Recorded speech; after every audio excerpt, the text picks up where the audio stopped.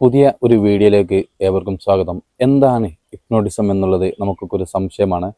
പതിപോലെ psychologist എൻ്റെ സുഹൃത്ത് ജിയോകാപ്പ് നമ്മുടെ കൂടെയുണ്ട്. അദ്ദേഹം അതിനെക്കുറിച്ച് സംസാരിക്കുന്നതായിരിക്കും.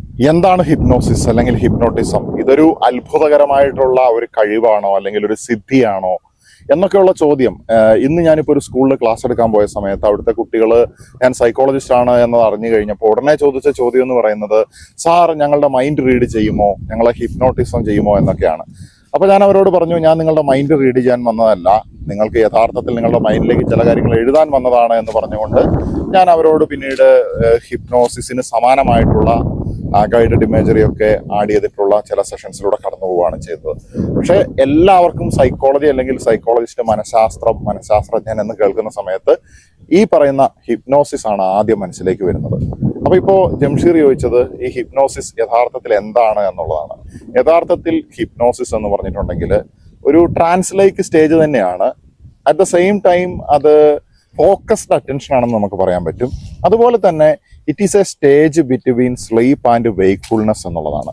അപ്പൊ എപ്പോഴാണ് മനുഷ്യൻ സ്ലീപ്പിനും ഉണർവിനും ഇടയിലിരിക്കുന്ന സമയം എന്ന് ചോദിച്ചു കഴിഞ്ഞിട്ടുണ്ടെങ്കിൽ, നിങ്ങൾ വളരെ ആഴത്തിൽ ഒരു പുസ്തകം വായിച്ചിട്ട് അതിലേക്ക് ലയിച്ചിരിക്കുകയാണ്, അല്ലെങ്കിൽ നിങ്ങളൊരു സിനിമ കണ്ടിട്ട് അതിലേക്ക് മുഴുകിയിരിക്കുകയാണ്, ചുറ്റിനുള്ള കാര്യങ്ങളൊന്നും അറിയുന്നില്ല, ശ്രദ്ധിക്കുന്നില്ല. ചില ആളുകളെ ശ്രദ്ധിച്ചിട്ടില്ല നിങ്ങൾ? ഹോസ്പിറ്റലിലായാലും ഹോട്ടലിലായാലും മൊബൈൽ ഫോണൊക്കെ ഭയങ്കര ഒച്ചയിൽ തുറന്നു വെച്ച് ഇങ്ങനെ അതിൽ നോക്കിയിരിക്കുന്നു. ചുറ്റിനുള്ള ആൾക്കാർക്ക് ഇത് ബുദ്ധിമുട്ടുണ്ടാക്കുന്നുണ്ടോ ഇല്ലയോ എന്നൊന്നും അവർ ചിന്തിക്കുന്നില്ല എന്നുള്ളതാണ്. ഇതൊക്കെ ഒരു തരം ഹിപ്നോട്ടിസം പോലത്തെ അവസ്ഥകളാണ്. പൂർണ്ണമായിട്ടും ഹിപ്നോസിസ് എന്ന് പറയാനായിട്ട് സാധിക്കില്ല, ബട്ട് ഇവിടെയൊക്കെ അതിന്റെ എലമെന്റ്സ് വർക്ക് ചെയ്യുന്നുണ്ട്.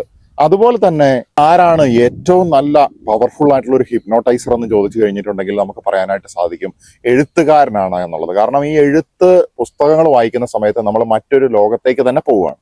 അപ്പോൾ ബേസിക്കലി ഹിപ്നോസിസ് എന്ന് പറഞ്ഞു കഴിഞ്ഞാൽ നമ്മൾ ഈ ഹിപ്നോട്ടൈസ്ഡ് ആയിരിക്കുന്ന അവസ്ഥയിൽ, അല്ലെങ്കിൽ ഈ ഒരു ഹിപ്നോസിസ് സ്റ്റേജിലേക്ക്, ഹിപ്നോട്ടിക് നിദ്രയിലേക്ക് വരുന്ന സമയത്ത് നമ്മൾ നമ്മുടെ എത്തിക്സും മൊറാലിറ്റിയും ഒന്നും വിട്ട് കാര്യങ്ങൾ ചെയ്യുമൊന്നുമില്ല. അതുപോലെ തന്നെ അപ്പൊ തന്നെ നമുക്ക് മനസ്സിലാക്കാമല്ലോ നമ്മളൊരു ഭാഗികമായിട്ടുള്ള ബോധത്തിലാണ് നിൽക്കുന്നത് എന്നുള്ളത്. നമ്മൾ ആ ഒരു സജസ്റ്റിവിറ്റി എത്രമാത്രം കൂടുതലുണ്ടോ അതിനനുസരിച്ചാണ് നമുക്ക് ഹിപ്നോട്ടിസത്തിലേക്ക് പോകാനുള്ള കഴിവുള്ളത്.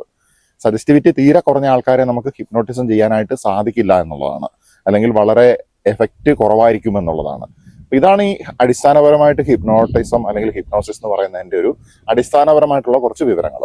സാറേ, അടുത്ത ക്വസ്റ്റ്യൻ. ഈ രണ്ട് ടൈപ്പ് ഹിപ്നോട്ടിസം ഉണ്ടല്ലോ, ഒന്ന് മെന്റലിസ്റ്റുകൾ നടത്തുന്നതും ഒന്ന് സൈക്കോളജിസ്റ്റ് നടത്തുന്നതും. അതിന്റെ രണ്ടിന്റെ രഹസ്യം എന്താണ് ഒന്ന് പറയാമോ?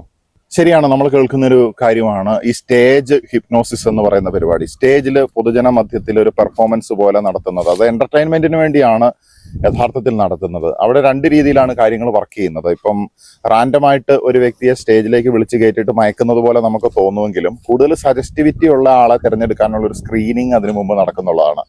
അത് ജനങ്ങൾക്ക് മനസ്സിലാവില്ല, പക്ഷെ അത് പെർഫോം ചെയ്യുന്ന ആൾ കൃത്യമായിട്ട് അത് നടത്തുന്നുണ്ടാവും. അപ്പൊ സജസ്റ്റിവിറ്റി കൂടുതലുള്ള ആൾക്കാരാണെങ്കിൽ പെട്ടെന്ന് ഹിപ്നോട്ടിക് സജഷൻസിന് വിധേയപ്പെടുകയും ഈ ഹിപ്നോട്ടൈസർ പറയുന്ന കാര്യങ്ങൾക്ക് വഴങ്ങുകയും ചെയ്യും.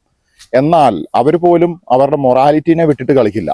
ഇനി രണ്ടാമതായിട്ടുള്ള കാര്യം എന്ന് പറയുന്നത്, പല സ്റ്റേജ് ഷോകളിലും ഇങ്ങനെ ഒത്തിരി എക്സ്ട്രീമായിട്ട് കാര്യങ്ങൾ ചെയ്യുന്നതൊക്കെ കാണാറുണ്ടല്ലോ നമ്മൾ.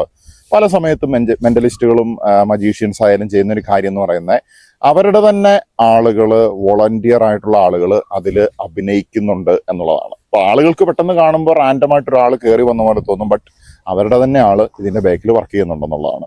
രണ്ട് രീതിയിലും, അതായത് ഇതിൽ ആർക്കാണ് കൂടുതൽ കഴിവെന്ന് ചോദിച്ചു കഴിഞ്ഞാൽ, ഈ സജസ്റ്റിവിറ്റി കൂടിയ ആളെ തെരഞ്ഞെടുത്തിട്ട് അവരെ സ്റ്റേജിൽ കൊണ്ടുവന്നിട്ട് എന്തെങ്കിലും പെർഫോമൻസ് ചെയ്യിപ്പിക്കുന്ന ആളാണ് യഥാർത്ഥത്തിൽ സ്കിൽഡ് ആയിട്ടുള്ളത്. ഇപ്പം മുൻപ് ചില കാലങ്ങളിൽ ഞാനിങ്ങനെ സ്റ്റേജിൽ ഇത് പെർഫോം ചെയ്ത് കാണിച്ചിട്ടുണ്ടായിരുന്നു. അപ്പോൾ ആ സമയത്ത് ഞാൻ സജസ്റ്റിവിറ്റി കൂടിയ ആളെ തിരഞ്ഞെടുത്തിട്ട് തന്നെയാണ് ചെയ്തത്. അത് നമുക്ക് കുറച്ച് ആക്ടിവിറ്റീസ് ഒക്കെ ചെയ്യിപ്പിക്കും, നമുക്ക് മനസ്സിലാവും ആരാണ് കൂടുതൽ സജസ്റ്റിവിറ്റി ഉള്ളത് എന്നുള്ളത്. അങ്ങനെ അവരെ നമ്മൾ ഏതെങ്കിലും ഒരാളെ വിളിക്കുകയല്ല, അവരെ കൊണ്ടുവരുവാണ് നമ്മൾ സ്റ്റേജിലേക്ക്. അവർ സ്റ്റേജിൽ എത്തിക്കഴിഞ്ഞാൽ പിന്നെ നമ്മൾ പറയുന്നത് പോലെ കരയാൻ പറഞ്ഞാൽ കരയും, കസേര ഇല്ലാതെ ഇരിക്കാൻ പറഞ്ഞാൽ ഇരിക്കും, മുട്ടിന് വേദന തോന്നുന്നുണ്ട്, തളർച്ച തോന്നുന്നുണ്ട്, കസേര കൊണ്ടിട്ട് കഴിഞ്ഞാൽ ഇരിക്കും. അങ്ങനെ കറക്റ്റായിട്ട് അവർ പെർഫോം ചെയ്യുന്നുള്ളതാണ്. പക്ഷെ അത് എപ്പോഴും ഈ സ്റ്റേജ് ഹിപ്നോസിസ് 100% വിജയിപ്പിക്കുക എന്നുള്ളത് എക്സ്പീരിയൻസിൽ കൂടെ വരുന്ന ഒരു കാര്യമാണ്.